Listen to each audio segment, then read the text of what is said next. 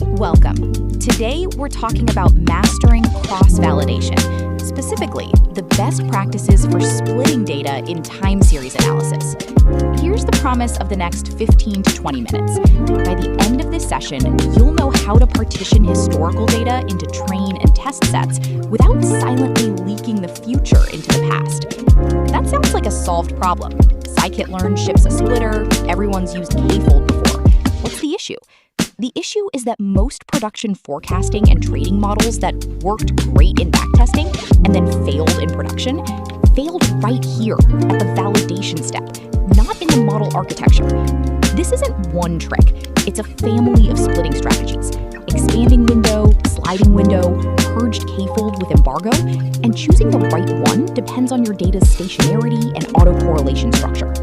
Let's start with exactly how standard cross-validation breaks on time-ordered data. Classic K-fold cross-validation makes one core assumption, that your rows are exchangeable, that shuffling them changes nothing about what the model can learn. Time series data violates that assumption directly. Each observation is correlated with its neighbors, and a shuffled fold routinely ends up training on data that was collected after the point it's being tested on. Here's the key insight I want you to walk away with from this slide. A shuffled K-fold split can silently inflate your reported validation accuracy compared to a true out-of-time test. Why? Because folds are trained on rows that occur chronologically after the ones they're scored on. The model isn't forecasting anything, it's interpolating. Look at the comparison on screen. In the shuffled fold, row order is scrambled. 1, 4, 2, 7, 3, 9, 5, 8, 6, 10. And the test points, 7 and 8, are surrounded by training points that come both before and after them in time. That's leakage. In the chronological fold, rows 1 through 7 train and rows 8 through 10 test. Order is preserved end to end. No peeking into the future. That's the standard we're going to hold every strategy in this deck to. If your validation accuracy looks unusually high for how hard the forecasting task actually is, the first thing to check is whether your split respects time order.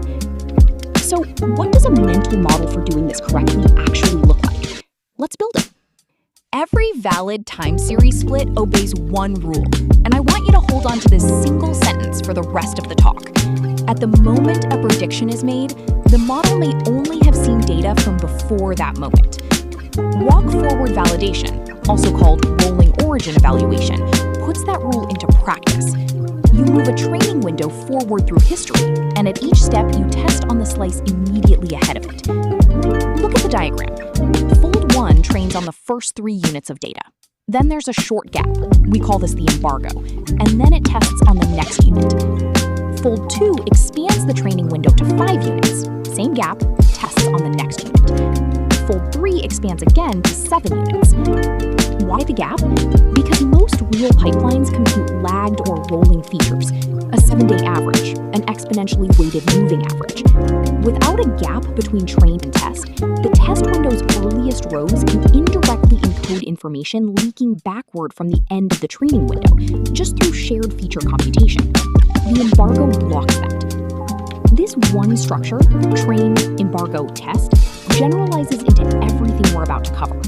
Expanding window, which is what's shown here. Sliding window, where the training block is a fixed size and slides forward instead of growing. And purged K-fold, where the test block can sit anywhere in the sample, with embargo on both sides. All 3 are variations on this same rule. This is also, by the way, exactly how forecasting competitions and shipped libraries like Profit simulate deployment. It's the closest offline proxy we have to what would have happened if we'd shipped this model at each historical point in time. Now let's compare the 3 concrete strategies you'll actually choose between. This is the slide to come back to when someone on your team asks, which splitter do I actually use? 3 real strategies, stacked so you can compare them directly. First, expanding window. Training data accumulates fold over fold and never shrinks. This is a good default when you believe older data is still relevant and you want the maximum possible training signal at every step. Second, sliding or rolling window. The training window is a fixed size and it slides forward, discarding the oldest data each fold. This is the right choice when the underlying process is non-stationary. Think a demand forecasting model, where behavior from 3 years ago may actively hurt a model trained on current patterns. Third, purged k-fold with embargo. This one's a bit different structurally.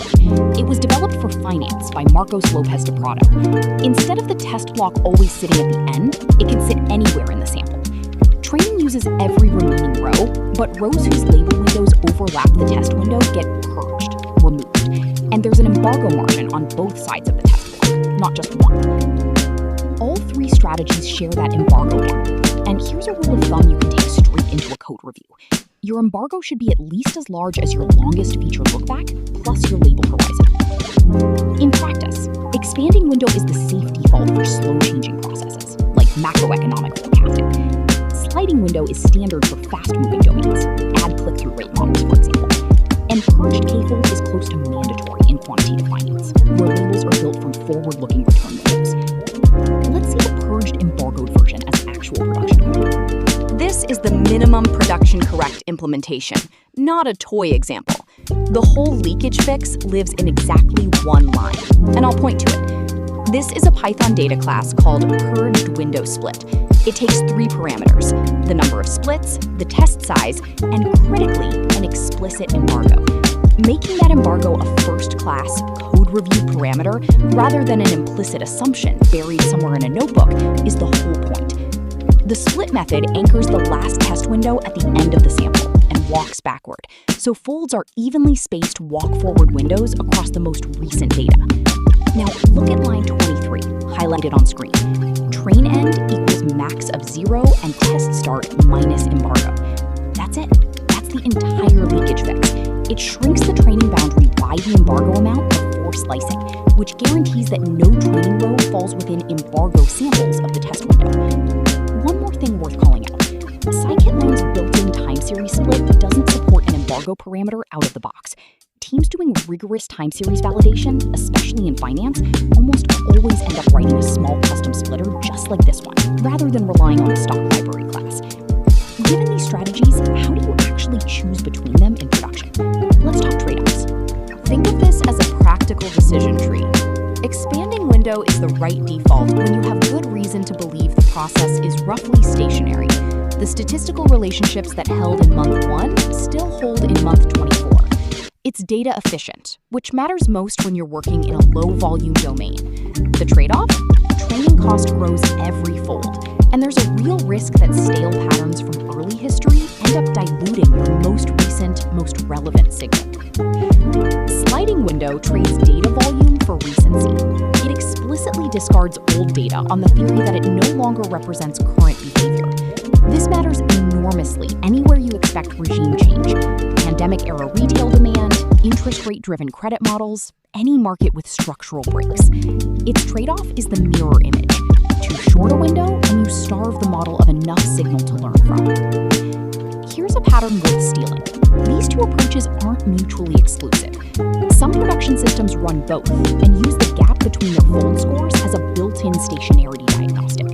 If sliding window performance is meaningfully better than expanding window, that's evidence the process has drifted. A common workflow: use sliding window during model development for fast iteration and a fixed compute budget. Then validate your finalist with expanding window before shipping, just to make sure the model isn't overfit to a narrow, recent slice of data. Strategy choice solves one class of problems, but there's a second class of failure modes that shows up no matter which splitter you pick. These 4 failure modes survive even after you've picked the right splitter, because they live in the feature pipeline, not in the splitter itself. Feature leakage is the most common, and honestly the hardest to catch. A rolling 30-day average computed once over the full dataset, then split afterward, still encodes information from inside the test window into training rows near the boundary. The fix? Compute rolling features per fold, using only the data available at that fold's cutoff, not the whole dataset up front. Overlapping labels show up specifically with forward-looking targets, things like the return over the next 5 days. 2 adjacent rows can share label information even when their feature timestamps differ. This is exactly the failure mode that purging is designed to remove. stationarity is really a data problem, not a validation code problem. But good CV design surfaces it. If your fold scores consistently degrade over time, that's a signal to go investigate a regime change, not to keep tuning hyperparameters. And finally, an embargo that's too short gives you a false sense of security. It looks like you did the right thing. But if it's shorter than your longest feature lookback, leakage is still happening, just less of it. Lopez de Prado's research in finance found that most published profitable trading strategies fail out of sample for exactly this reason.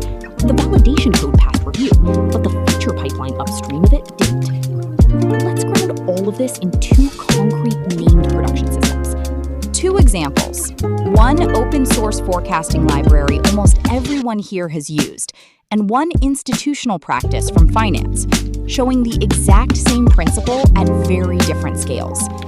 First, Meta's Profit. Its built-in cross-validation function is a direct shipped implementation of walk-forward validation. You specify an initial training period, a horizon, and a spacing between cutoffs, and it runs the full rolling origin loop automatically. A companion function then reports error metrics per forecast horizon, not one blended number. That matters because a model can be excellent at 1-day-ahead forecasts and much worse at 30-day-ahead, and a single averaged metric would hide that completely. Second, purged k-fold in quantitative finance. Lopez de Prado's method, from his book Advances in Financial Machine Learning, is standard practice at quantitative funds for validating models whose labels are built from forward-looking return windows. That's the overlapping label failure mode from the previous slide, just operating at institutional scale with real capital on the line.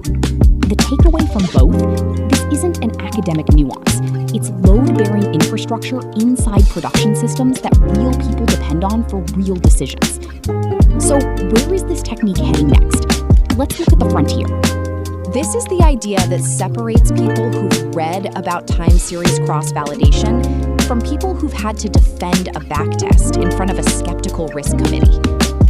Combinatorial purged cross-validation, CPCV, extends purged k-fold by generating many different train and test path combinations from the same purged embargoed blocks. Instead of running one backtest, you get a whole distribution of out-of-sample performance estimates. That distribution is what makes it possible to estimate something called the probability of backtest overfitting. The likelihood that a strategy's apparent edge is really just an artifact of trying many configurations against a single historical path, rather than a real generalizable signal. Here's why this matters. A single backtest is one draw from a distribution.